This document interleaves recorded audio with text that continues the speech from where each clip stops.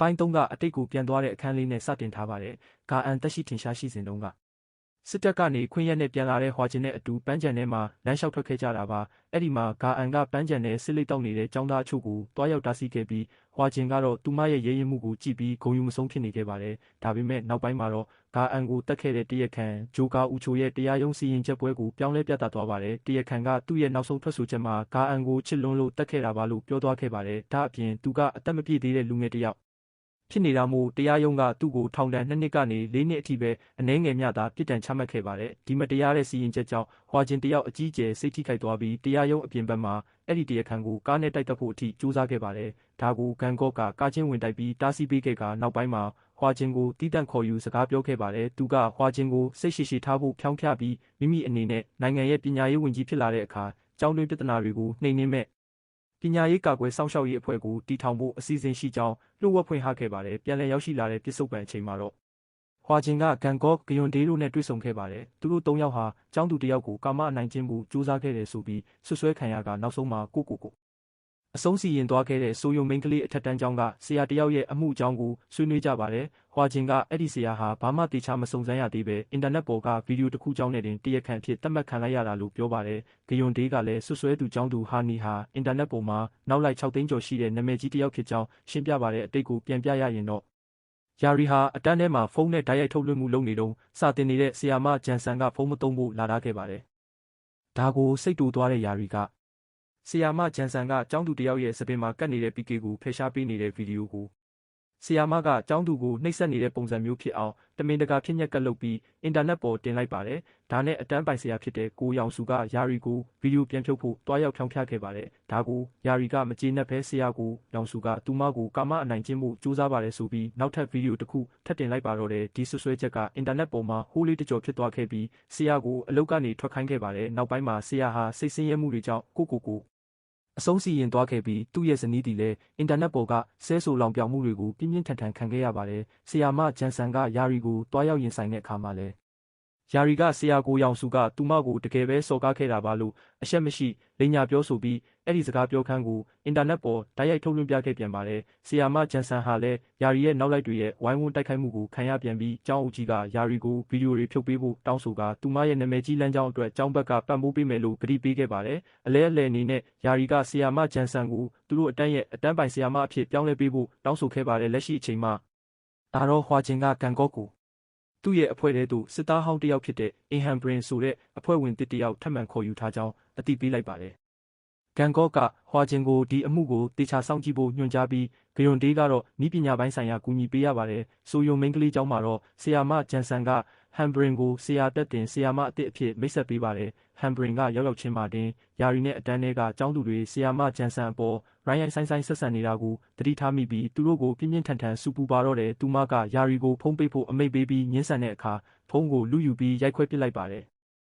အဲ့ဒီနောက်ဟွာဂျင်ရောက်လာပြီးမိမိတို့ကာကွယ်ရေးအဖွဲ့ကဒီကျောင်းကိုလာရောက်စုံစမ်းစစ်ဆေးနေတာဖြစ်ကြောင်းဖွင့်ပြောလိုက်ပြီးဟန်ဘရင်ကလည်းသူမစစ်ဆေးရေးမှုအဖြစ်မိတ်ဆက်လိုက်ပါတယ်။ပညာရေးဝန်ကြီးဌာနကကျောင်းတစ်ခုလုံးမှာကင်မရာတွေနဲ့စောင့်ကြည့်ရေးကိရိယာတွေတပ်ဆင်လိုက်ပါတယ်။ဟန်ဘရင်ကကျောင်းသူတွေရဲ့ဖုန်းတွေကိုအကုန်သိမ်းဆည်းပြီးဂယွန်ဒေးရဲ့နည်းပညာအကူအညီနဲ့ကျောင်းသူတွေလှုပ်ဝက်ထားတဲ့အပိုဖုန်းတွေကိုပါရှာဖွေသိမ်းဆည်းနိုင်ခဲ့ပါတယ်။တစ်ချိန်တည်းမှာပဲဟွာဂျင်ကကျောင်းကဆရာမတို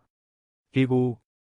ကျောင်းသားတွေရဲ့နှောက်ယှက်စော်ကားမှုကိုခံရတာရှိရင်လာရောက်တိုင်ကြားဖို့ပြောပါတယ်။ကျောင်းအုပ်ကြီးကဘာပြဿနာမှမရှိပါဘူးလို့ညင်းဆိုပေမဲ့ဟွာဂျင်ကတော့ဆရာမတွေကိုမိမိတို့အဖွဲ့ထံအမှန်တိုင်းပွင့်ပွင့်လင်းလင်းပြောပြဖို့တိုက်တွန်းခဲ့ပါတယ်။နောက်ပိုင်းမှာဟန်ဘရင်ကဟွာဂျင်ဂယွန်ဒေးတို့နဲ့ထမင်းစားဆောင်မှာတွေ့ဆုံကြပါတယ်။စစ်သားဟောင်း2ယောက်ဟာအတိတ်ကအကြောင်းတွေပြောရင်းဂယွန်ဒေးကိုဝိုင်းနောက်ပြောင်နေကြပါတယ်။အဲ့ဒီနေ့မှာပဲဟန်ဘရင်ကယာရီကိုအတန်းထဲကတခြားကျောင်းသူတွေနဲ့အတူစာသင်ခန်း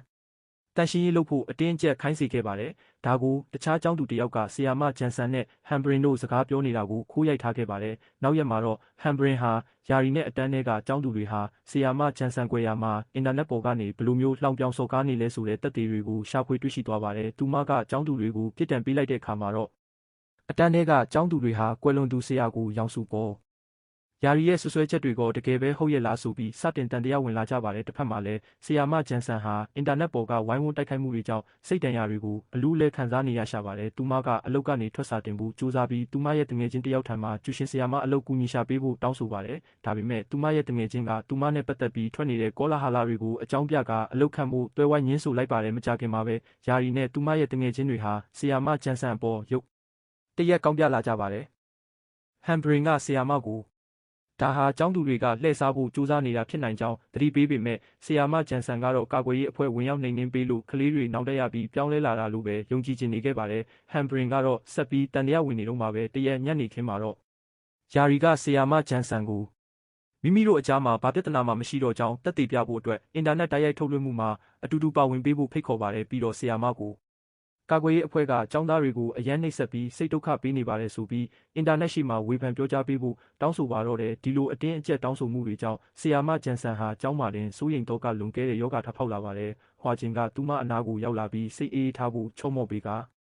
ကျောင်းသားတယောက်ရဲ့တက်ဖြတ်ခြင်းကိုခံခဲ့ရတဲ့ကာအန်ကျောင်းကိုပြောပြပါတယ်ဒါအပြင်မိမိတို့အဖွဲ့ကဒီအမှုကိုလာရောက်ကင်တွေရခြင်းဟာအတန်းထဲကကျောင်းသူအချို့ကဆီယာမဂျန်ဆန်ကိုယာရီယန်ကနေကာကွယ်ပေးဖို့အဖွဲ့ထံတိတ်တဆိတ်အကူအညီတောင်းစာပေးပို့ခဲ့လို့ဖြစ်ကြောင်းဖွင့်ပြောပြလိုက်ပါတယ်။အဲ့ဒီအကူအညီတောင်းစာကိုဖတ်ပြီးဆီယာမဂျန်ဆန်တယောက်အလွန်စိတ်လှုပ်ရှားမျက်ရည်ဝဲသွားခဲ့ရပါတယ်။ဟွာဂျင်ကကျောင်းသားတိုင်းဟာလူဆိုးတွေမဟုတ်ကြကြောင်းသတိပေးပြီးမိမိအပေါ်တကယ်စေတနာရှိတဲ့ကျောင်းသားတွေကိုပဲအာယုံစိုက်ဖို့အားပေးခဲ့ပါတယ်။နောက်ရက်မှာတော့ဆီယာမဂျန်ဆန်ဟာအတန်းပေါ်ဆက်ဆံတဲ့ပုံစံကိုလုံးဝပြောင်းလဲလိုက်ပါတယ်။သူမကယာရီကိုအတန်းရှိခေါ်ထုတ်ပြီးတင်းချပု္ပ္ပစာတစ်ပုဒ်ကိုတွက်ခိုင်းကမတွက်နိုင်တဲ့အတွက်လက်ဝါးကိုပေတံနဲ့ရိုက်ပြီးပြစ်ဒဏ်ပေးလိုက်ပါတယ်။ဆီယာမဂျန်ဆန်ကမိမိအနေနဲ့ကျောင်းသားတွေကိုနောက်ဘယ်တော့မှအကြောက်ခံတော့မှမဟုတ်ကြောင်းကြေညာလိုက်ပြီးယာရီအဲ့ဒီပု္ပ္ပစာကိုမတွက်နိုင်မချင်းတန်းစင်းပေးမှမဟုတ်ဘူးလို့ပြပြတတ်ပြောလိုက်ပါတယ်။ဆီယာမဂျန်ဆန်တယောက်မိမိကိုမိမိပြန်လဲကာကွယ်ရဲလာတာကိုကြည့်ပြီးဟမ်ဘရင်ကဝမ်းသာအားရဖြစ်နေခဲ့ပါတဲ့ယာရီကတော့ဆီယာမကိုအင်တာနက်သုံးပြီးဆက်လက်တိုက်ခိုက်ဖို့ကြိုးစားပြန်ပါတယ်။ဒါပေမဲ့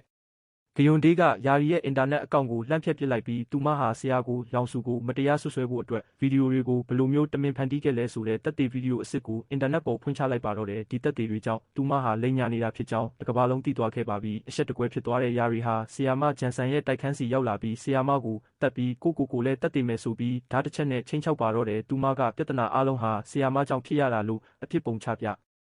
ဆီယာမကိုဓာတ်နဲ့ဝင်ခုတ်ပါတယ်အချင်းချင်းလုံးထွေးတက်ပုတ်ရင်းနဲ့ဆီယာမဂျန်ဆန်ဟာဝရန်ဒါပေါ်ကနေပြုတ်ကျသွားခဲ့ပေမဲ့အချိန်မီရောက်လာတဲ့ဟွာဂျင်ကဆီယာမရဲ့လက်ကိုလှမ်းဖမ်းဆွဲပြီးကယ်တင်နိုင်ခဲ့ပါတယ်ဟမ်ဘရင်ကယာရီကိုဓာတ်ချဖို့အမိန့်ပေးပေမဲ့ညှင်းဆန်နေတာမို့ဟမ်ဘရင်ကဓာတ်သွားကိုသူမရဲ့လက်ပလာနဲ့လှမ်းဖမ်းဆွဲလိုက်ပြီးယာရီကိုဝရန်ဒါပေါ်ကနေတွန်းချပစ်မယ်လို့ချင်းချောက်လိုက်ပါတယ်ဒါပေမဲ့တကယ်မချပဲကိုတက်တည်ပြီးလွယ်လွယ်နဲ့ထွက်ပြေးဖို့မကြိုးစားပဲမိမိလုပ်ခဲ့တဲ့အဖြစ်တွေရဲ့နောက်ဆက်တွဲရလဒ်တွေကိုတစ်သက်လုံးခံစားသွားဖို့ပြောလိုက်ပါတော့တယ်နောက်ပိုင်းမှာတော့ဂယွန်ဒေးကဟမ်ဘရင်ရဲ့ဒဏ်ရာရသွားတဲ့လက်ကိုပတ်တီးစီးပေးနေပြီးဟွာဂျင်ကတော့ခေါင်းကနေသွေးတွေစီးကျနေတဲ့ဒဏ်ရာကိုကုသနေရပါတယ်။နောက်ရက်မှာတော့ဂန်ကော့ဖ်ကဒီအမှုရဲ့ရလဒ်ကိုသတင်းထုတ်ပြန်ပြီးမိမိတို့အဖွဲ့အနေနဲ့ကျောင်းသားတွေရဲ့အင်တာနက်လူမှုကွန်ရက်အကောင့်တွေကိုပါအမြဲမပြတ်စောင့်ကြည့်စစ်ဆေးသွားမှာဖြစ်ကြောင်းကြေညာလိုက်ပါတယ်